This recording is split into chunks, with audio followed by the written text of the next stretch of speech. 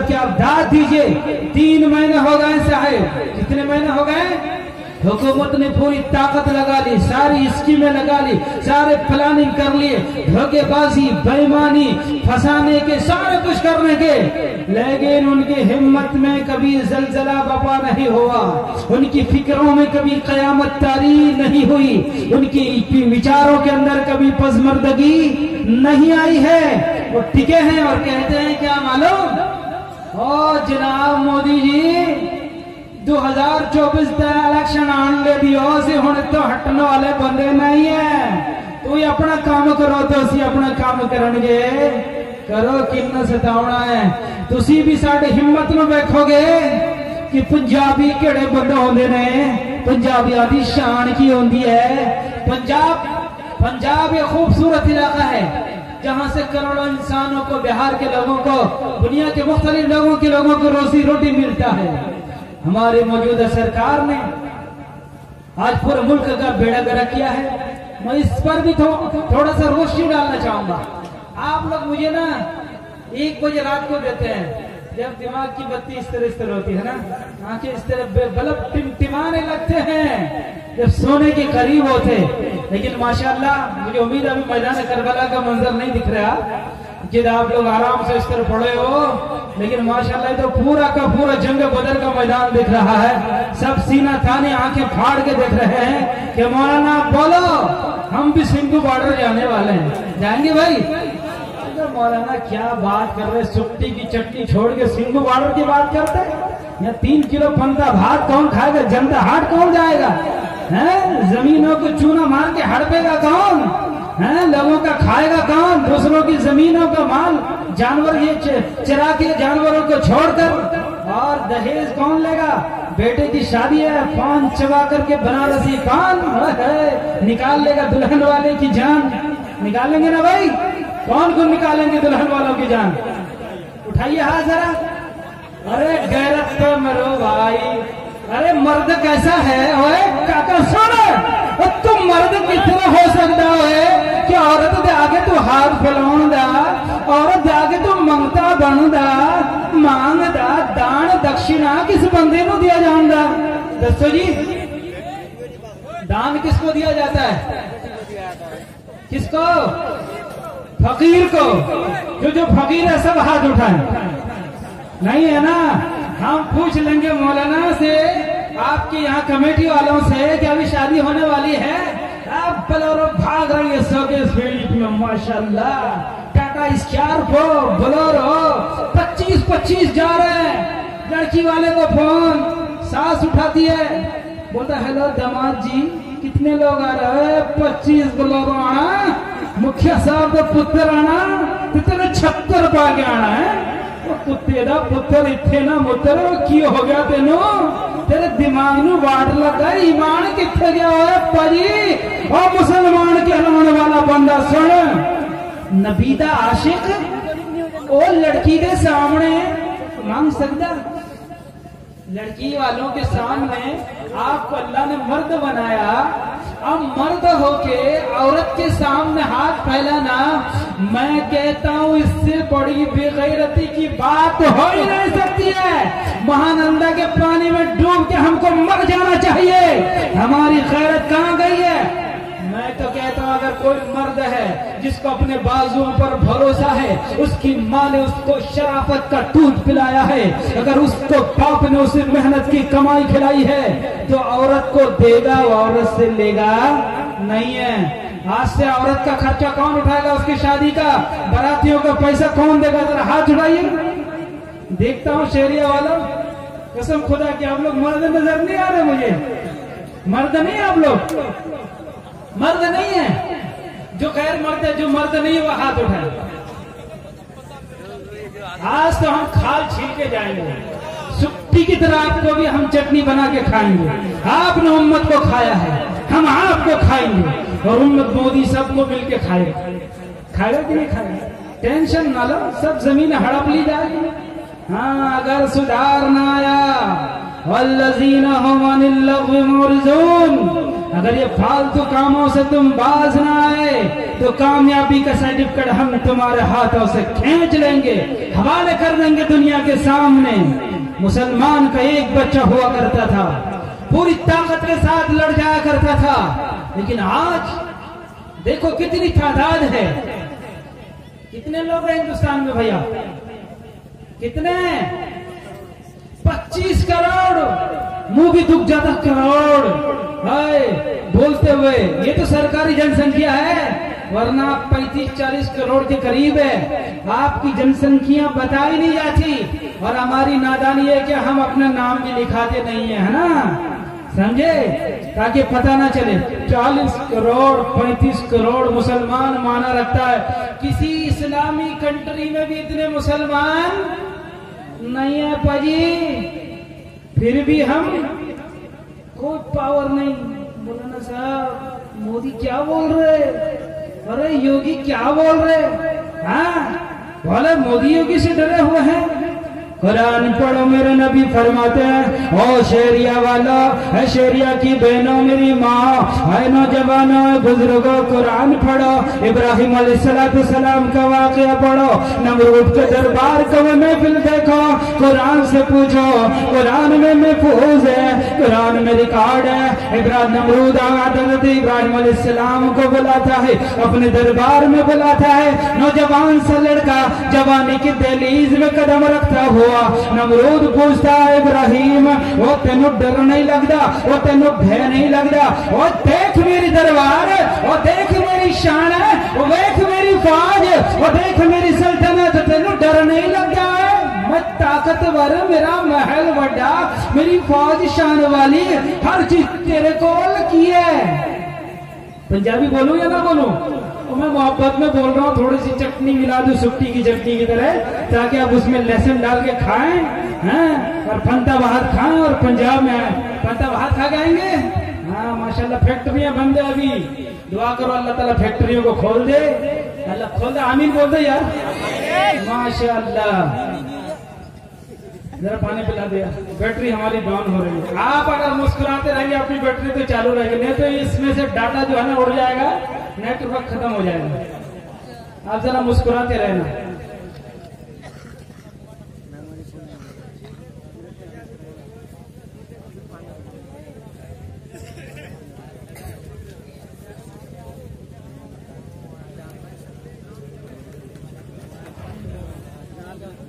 तो मैं क्या बोल रहा था, क्या कह रहा था भाई? देखो भाइयों को सिर्फ फैक्ट्री याद रहा, फैक्ट्री से आगे पहले क्या बोला भाई? बोलो, आपके दिमाग का भी तो थोड़ा इम्तिहान लेना चाहिए ना। क्या बोल रहा था भाई? हाँ? क्या बोल रहा था? चटनी भी याद है, चटनी बोल रहा था। हाँ बोलो भाई। इब्राहिम, क्या माशाल्लाह नौजवान याद रखा है। ये भक्का खाने की तैयारी में नहीं है। मैं भक्का क्या बोला, आप लोगों को दिमाग उधर ही घूम रहा है, भक्का और मछली की तरफ है। जरा इधर आओ। आप हमारी पावर, हम जनसंख्या कितनी में, एक सिर्फ वाक़े में बताता हूँ, जुर्रत का, हिम्मत का, अकीदे का और बहादुरी का, हमारे असलाफ की तारीख का, उलुल अज़्म पैगंबरों का। इस कुरान को हम मानते ना, उसी कुरान में वाक़े लिखा हुआ है। ये कोई वो किताबें नहीं है। शुरू में किताब, इसमें कुछ कहानी की किताब नहीं है, किसी डब्ल्यू बुश, किसी ट्रंप की लिखी हुई किताब नहीं है। ये वो किताब है कि लाने वाला भी आला, भेजने वाला सबसे आला, और जिसके सीने में उतारा गया है वो सारे पैगंबरों में सबसे आला। वन्नज्मि इज़ा हवा मा ज़ल्ल साहिबुकुम वमा गवा वमा यंतिक़ु अनिल हवा इन हुवा इल्ला वह्युन युहा अल्लमहु शदीदुल क़ुवा ज़ू मिर्रतिन फस्तवा व हुवा बिल उफ़ुक़िल अअला सुम्मा दना फ़तदल्ला फकान क़ाब क़ौसैन व अदना फ़अौहा इला अब्दिही मा औहा मा कदबल फुआद मा रआ अफतुमारूनहु अला मा यरा वलक़द रआहु नज़लतन उख़रा इंद सिदरतिल मुंतहा इंदहा जन्नतुल मावा।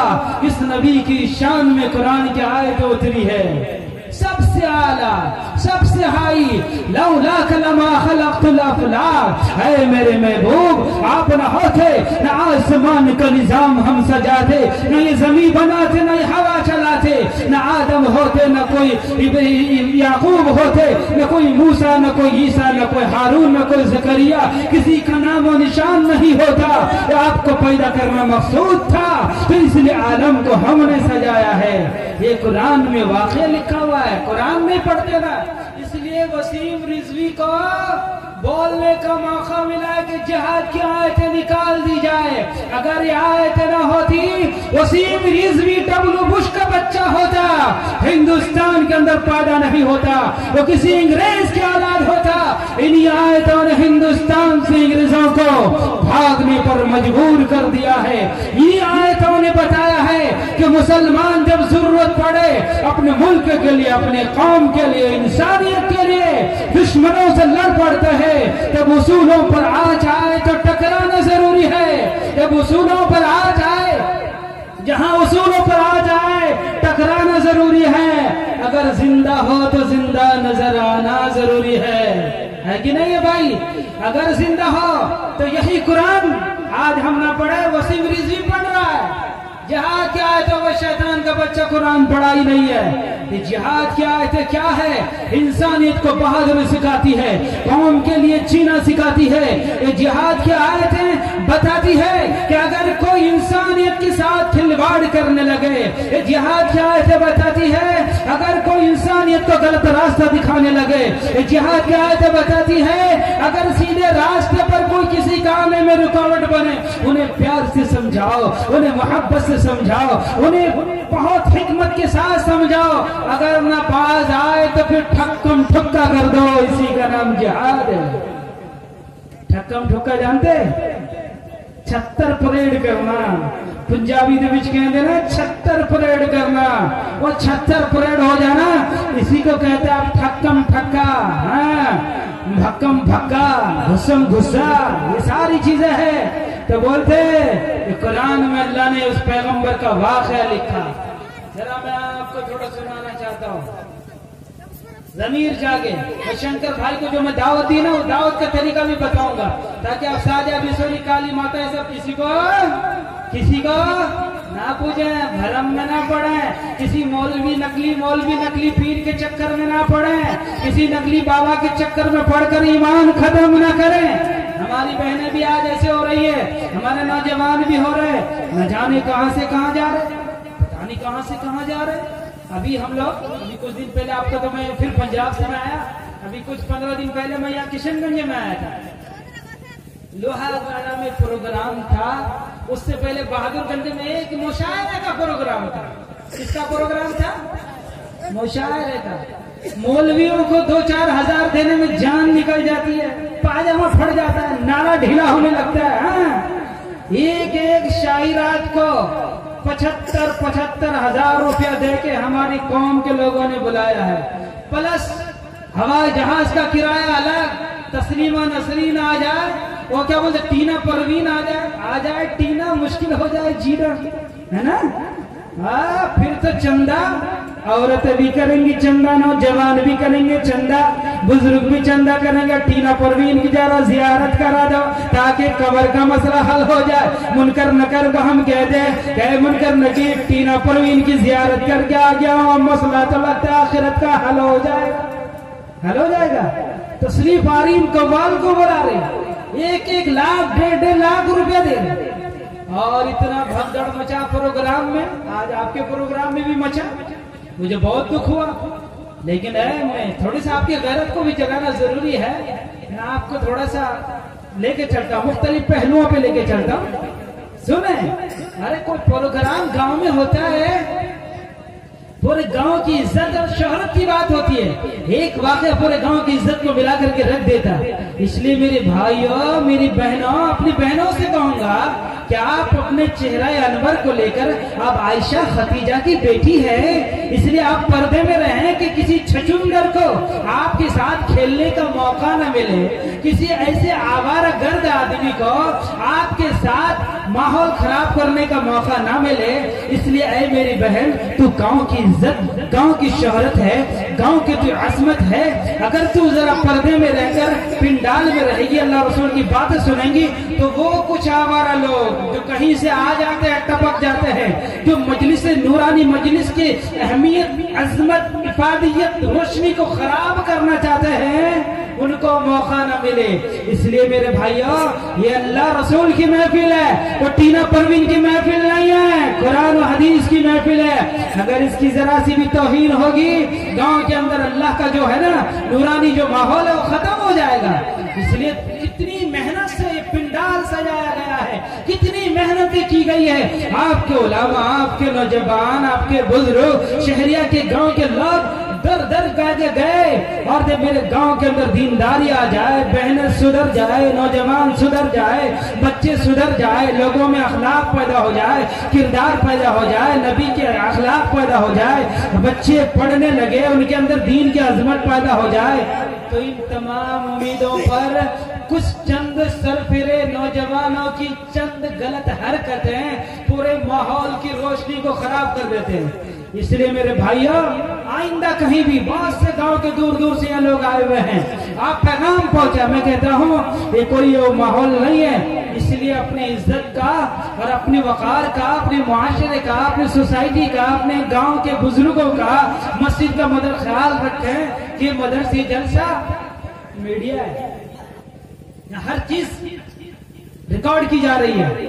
जब ये यूट्यूब के अंदर डाल दिया जाएगा, शहरिया वालों की क्या कुछ रह जाएंगे? नहीं रहेगा।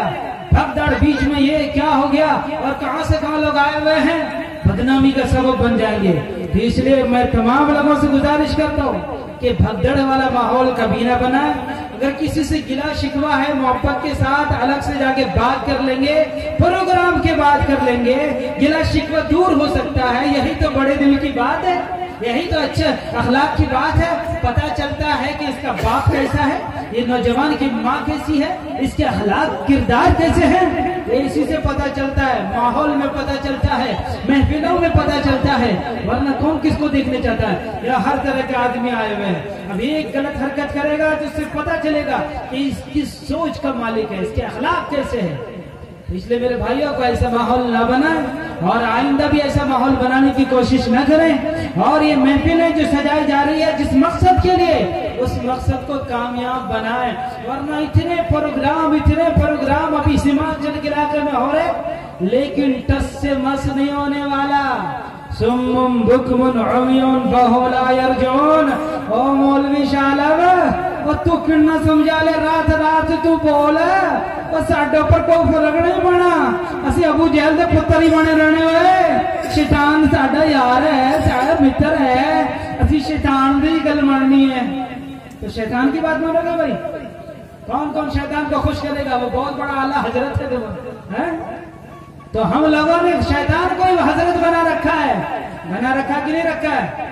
रखा है। तो मैं बता रहा था, इतना भगदड़ मचा बहादुरगंज में, इतना मचा। सेल्फियों के चक्कर में नौजवान लड़के, उन लड़कियों शायरात को कोई इधर कोई उधर, इतना बुरा माहौल बना। मेरे भाई, अल्लाह की पनाह।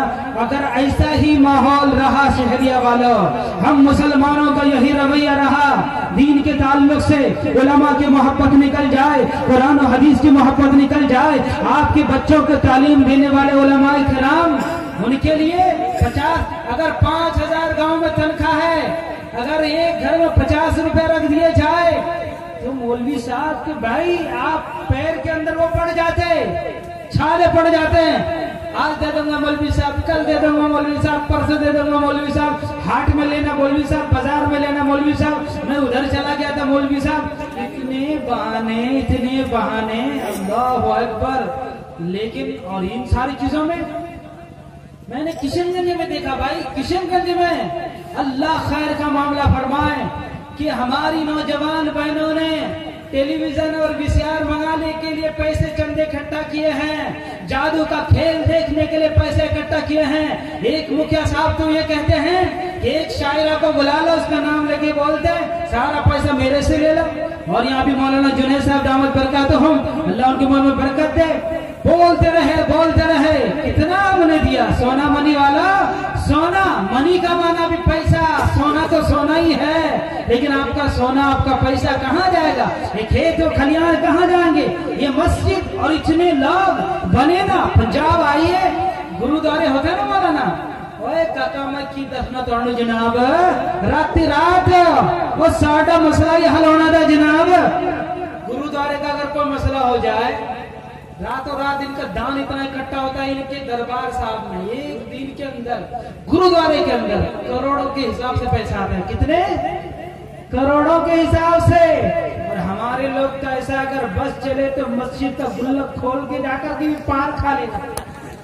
पान खाएगा कि नहीं खाएगा? खाएगा। हम देख रहे हैं हालात वैसे ही है। क्यों नहीं अल्लाह की मदद उतर रही है? क्यों नहीं हमें अल्लाह हमें हमारी सुन रहा? हराम का खा रहे ना, खेत पर कब्जा किया हुआ है, नाम किसी और का, काम किसी और का, खेती चल रही है, 40 साल से हल चला करके वो खाना खा रहा है नौजवान, वो खाना हराम का खा रहा है। वो हराम का खा करके अल्लाह की दुआ कबूल होगी? अल्लाह की दुआ कबूल हो सकती है? नहीं। ये ख्याल अस्त महाल अस्त जुनून, ऐसा नहीं होने वाला है। तो इसलिए याद रखना, हराम खोरी की आदत छोड़ें। अगर किसी ने किसी का हक ले रखा है, एक आदत, ये बात आ गई, फिर मैं आपको ग्रंथ साहब की तरफ लेके आऊंगा। आपने बातें सुन रखी होगी उलमा से, लेकिन मैं, आप लोग बड़ी मोहब्बत के साथ सुन रहे हैं, तो मेरे इस गुनहगार मुंह से भी चंद बातें सुने कि अगर आपने किसी का जमीन हड़प ले रखा है या किसी का खसरा खतौनी दबा रखा है, अल्लाह आपका हक माफ कर सकता है नौजवानों, लेकिन अल्लाह किसी का हक माफ नहीं करेगा जब तक बंदा माफ न कर दे, है ना। तो इसलिए सबसे पहली चीज है, औरतों का भी हक निकालो, बेटियों का हक दो।